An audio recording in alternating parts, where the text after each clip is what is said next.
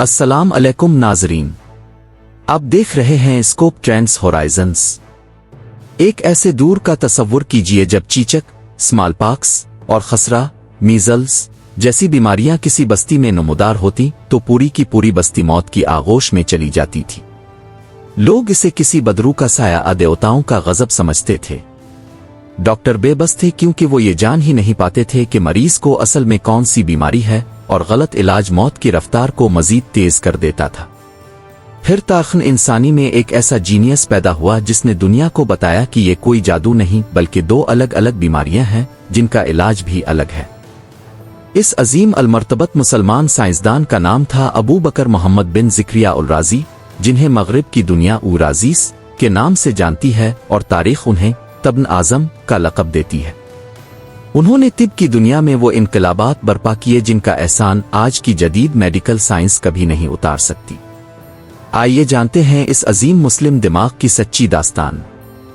इमाम अल राज़ी 865 ईस्वी में ईरान के कदीम शहर रे में पैदा हुए। बचपन में उन्हें मौसीकी का बेहद शौक था और वो ऊद बजाने में माहिर थे। लेकिन जैसे जैसे उम्र बढ़ी उनका तजस्सुस उन्हें कायनात के पोशीदा राजों की तरफ ले गया। उन्होंने सबसे पहले अलम कीमिया, केमिस्ट्री पर काम किया।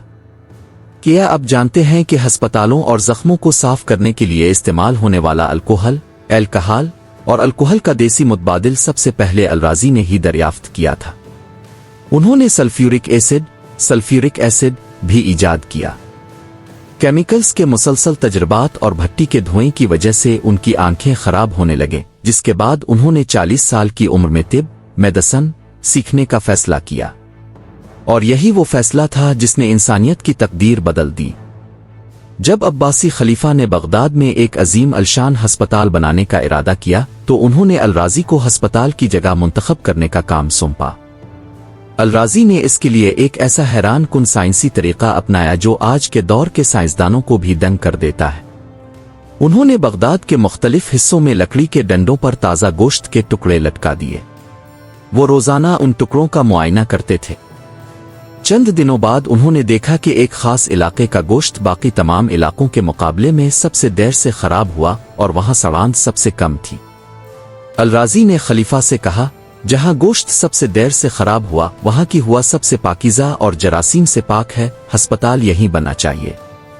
ये तारीख में इन्फेक्शन कंट्रोल और पब्लिक हेल्थ का पहला साइंसी तजर्बा था।